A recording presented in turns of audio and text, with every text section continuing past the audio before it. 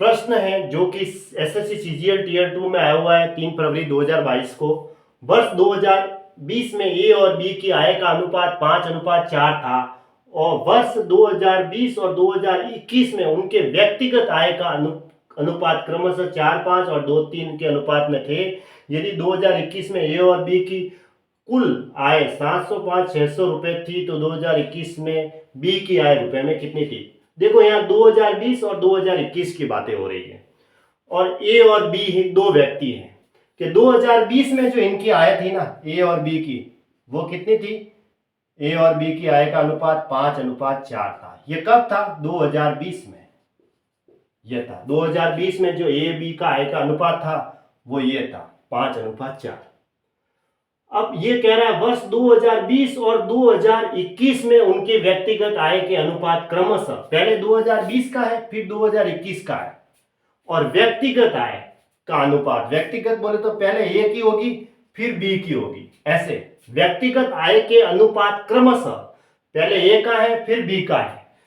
तो 2020 का और ये 2021 का, इनका है जो 4:5 था, और फिर यहाँ पे 2020 का और 2021 का बी का 2:3 था। ऐसे है लिखा हुआ है 2020 और 2021, तो ये 2020 का रहेगा, ये 2021 का रहेगा। उनके व्यक्तिगत आय का अनुपात था तो पहले ए का होगा फिर बी का होगा, ये 4:5 और 2:3 के अनुपात में थे, ऐसे थे। अब 2021 में ए और बी की कुल आय इतने रुपए थी जितने दे रखी है 705-600 रुपए है ना। बी की कुल आय है वो 2021 की, ए और बी की, यानी ए की निकालनी है यहां से क्योंकि 2021 का यहाँ है ए का, तो और बी का 2021 में ये वाला, इनकी कुल आय का अनुपात दे रखा है। देखो 2020 में तो देखो ए और बी की आय का अनुपात ये था, कितना था 2020 में ए और बी का 5:4 था। अब ए का 2020 और 2021 का रेशियो दे रखा है, एक साथ नहीं दे रखा है। ए का सिर्फ ए का 20 और 21 का अनुपात दे रखा है और बी का भी 20 और 21 का अनुपात दे रखा है। तो मैं दे, और ये ए का 2020 का दे रखा है, ठीक है। तो मैं ए और बी का 21 का निकालता हूं ना। 2021 में ए और बी की आय का अनुपात है ना, यहां लिख देता हूं ए और बी की आय का अनुपात, आय का अनुपात, क्योंकि 2020 का तो दे रखा है, हमें 2021 का चाहिए क्योंकि 2021 में ए बी की कुल आय पूछी है।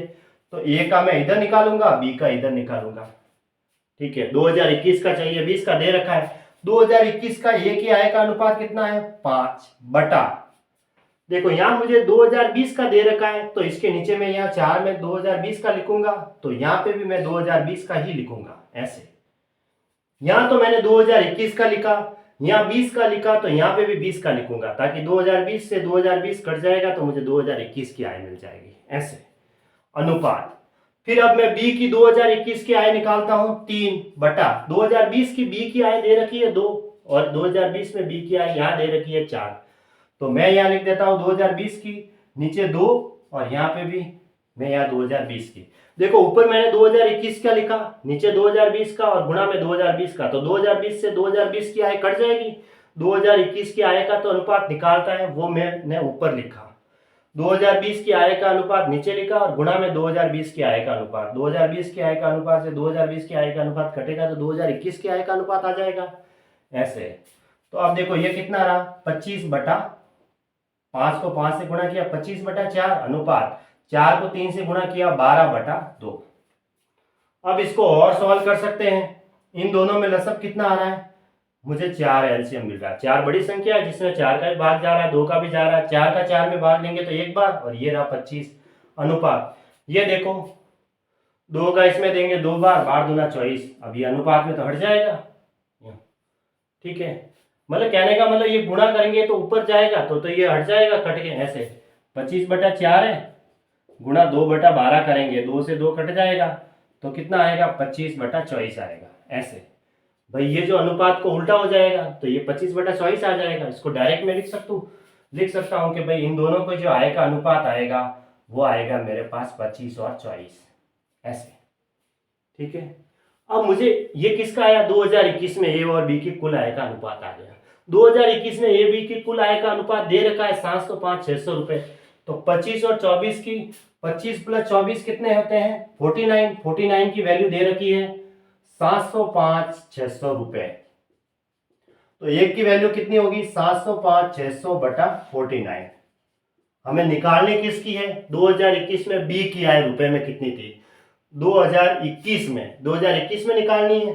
तो 2021 में बी की आय यहाँ कितनी दे रखी है, नहीं हमने निकाली ना है ये और बी, ये 2021 में है ना, 2021 में ए और बी की आय निकालनी है। किसकी निकालनी है, 2021 में बी की आय रुपए में कितनी थी। हाँ तो 2021 में ए की आय ये है और बी की आय ये रही, 24 की वैल्यू निकालनी है। तो 24 की वैल्यू क्या होगी 705 600 बटा 49 गुणा 24, ऐसे। फिर 7 से कट रहा है ये, 7 और 7 49, फिर 7 से कट रहा है 0 0 8 2 56 00। फिर और ये 7 से कट रहा है, देखो 7 से ये कटता है और कटेगा, कितनी बार गया 7 एकम 7, 3 रहा, 4 7 28, फिर 4 7 28, फिर 00।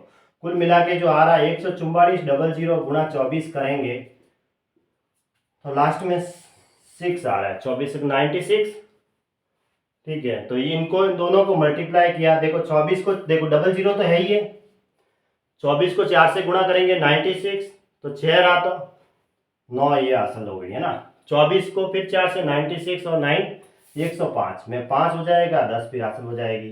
फिर 24 और 10 कितने हो जाते हैं 34, है ना। तो ये हमारे रुपए में आंसर आ जाएंगे।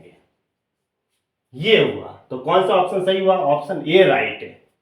इसको ऐसे करना है, ठीक है। ये सीजीएल में आ रखा है जो भी है ना, 3,45,600 रुपए, ये इसका राइट आंसर है।